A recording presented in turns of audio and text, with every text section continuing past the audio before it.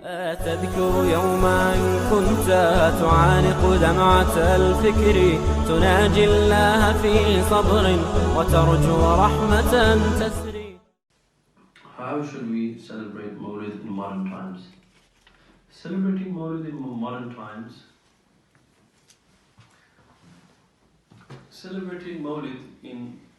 times, is extremely dangerous. Extremely dangerous, because you have pop stars these days. Allah Ta'ala will give them hidayah. Allah Ta'ala guide them. In this day, the biggest and the greatest calamity on the Ummah of Rasulullah Sallallahu Alaihi Wasallam, and especially on the Sunnis, is our overspending on Mawlids. You may say, how can that be one of the greatest calamities? How can overspending on a Mawlid be a greater calamity than Muslims being oppressed over the world, in Kashmir, in Palestine, and other people, and ignorance? Surely ignorance is a greater calamity for a person. The answer is this. Yes, being oppressed and Muslims being killed is more, that's a greater calamity. But if you see, what does this lead to? If we're going to overspend everything in Mawlids, if we spend in Mawlids, if I ask you, how many schools do Sunnis have in UK?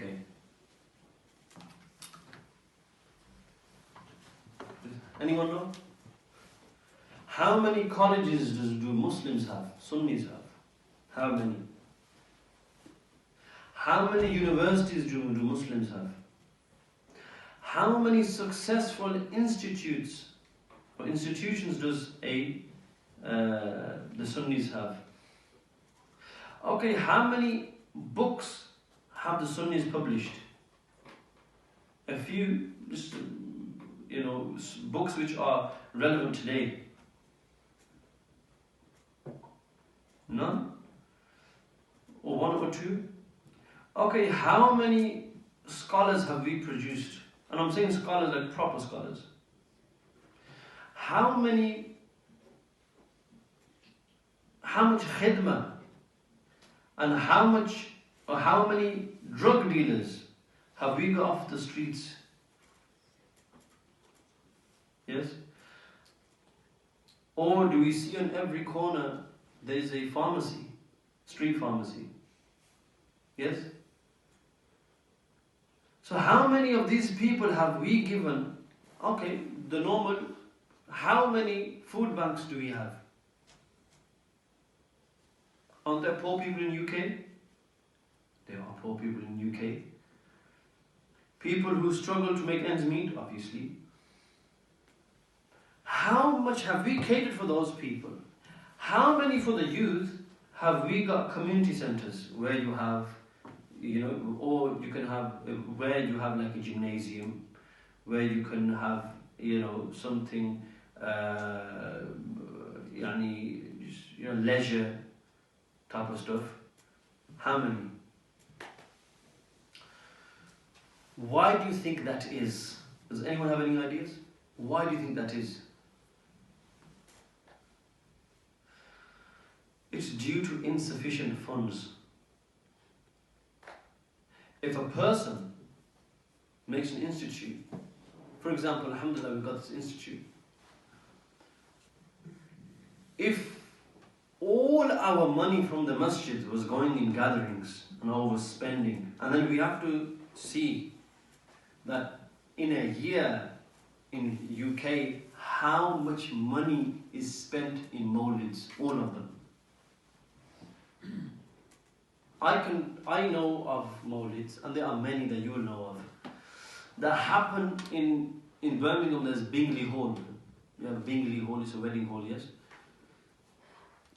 Banqueting hall.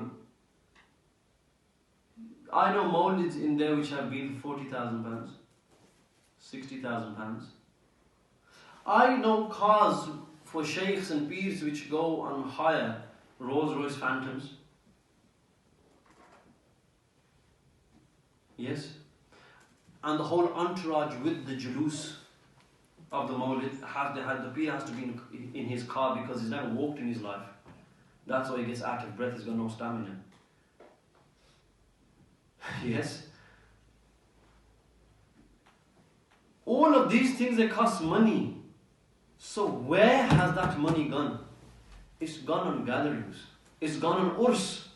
It has gone on all these. And those urs that things happen there are against Sharia. Bid'at happen in that urs. In the Mawlid, bid'at happen in the Mawlid. One of those is these new Glastonbury type of pop stars which have come into the masajid. Those people who should have been in karaoke's and Glastonbury have come into the masjid.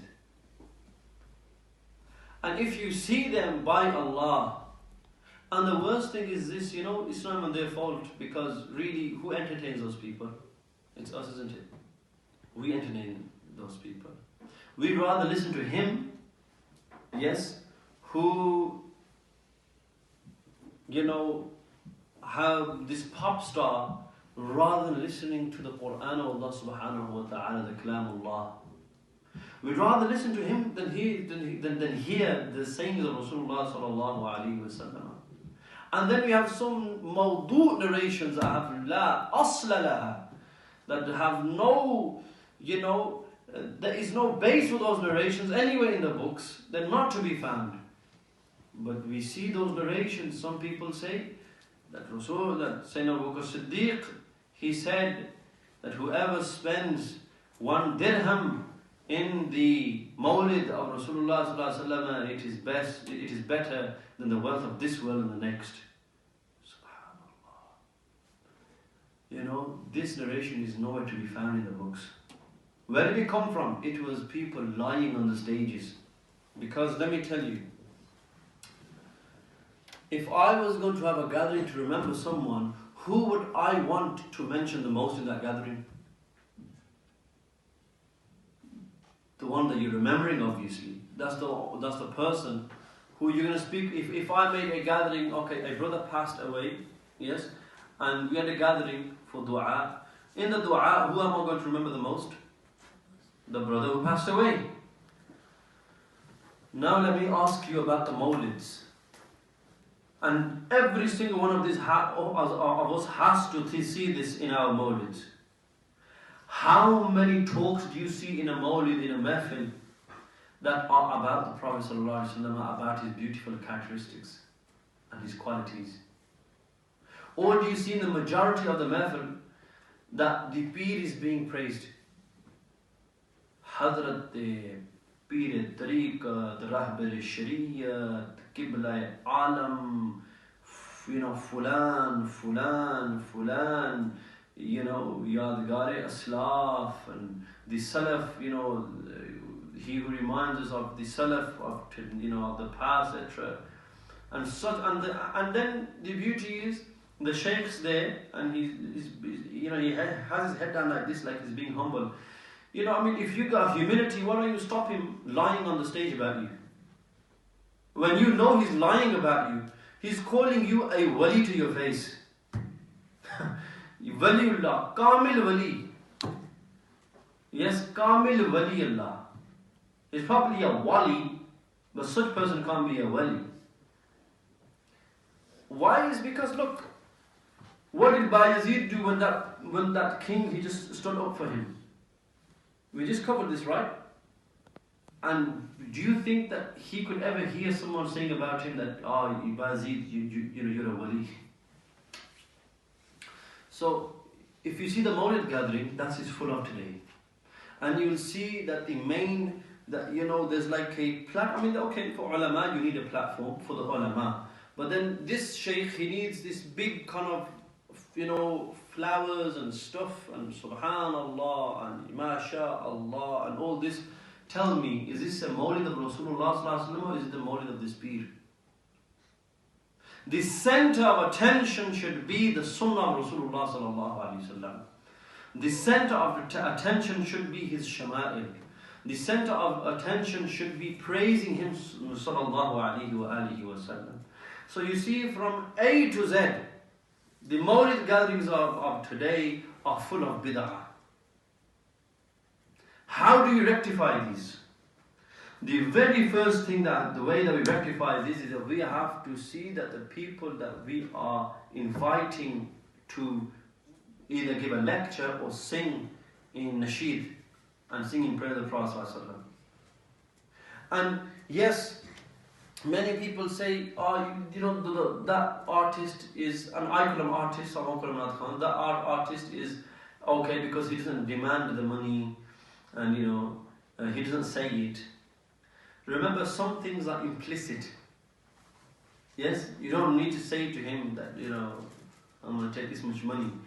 It's just you understand it from, the actual scenario. Yes, just test it this way. If you didn't give a Naat Khan that money that time, he'll never come again.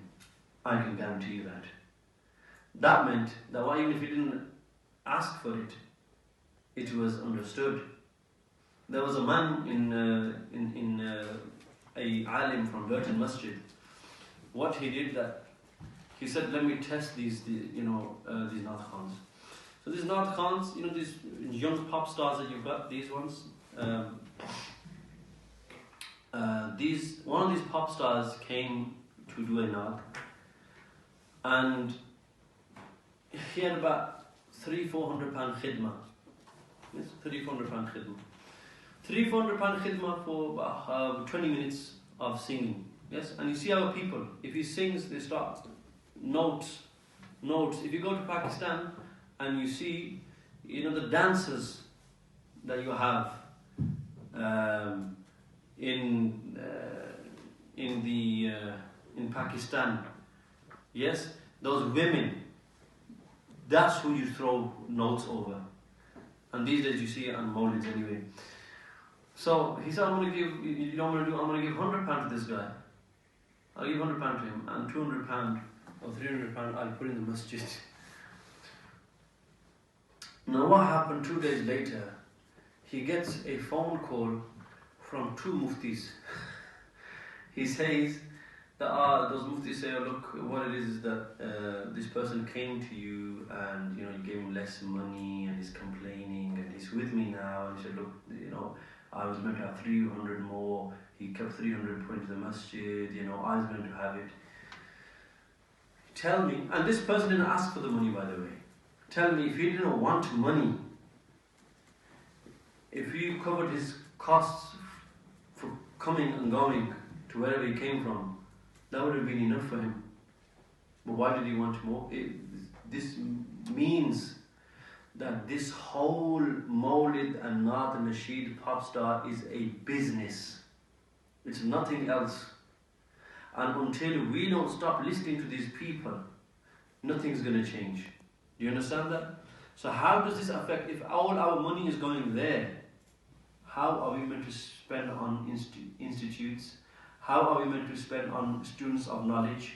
Yes? How are we meant to spend on people who are ulama? We won't be able to spend. If you see the other people though, the people who don't celebrate Mawlid and who say it's not allowed, however they are the people who have got the most institutes in this country. In every major city they've got an institute. In every major city they have got a mufti, a proper mufti. In every major city they have got many students of knowledge. In every major city they are writing books for what? The youth and for everyone. Why? Is because they've saved that money and spent it where it needs to be spent.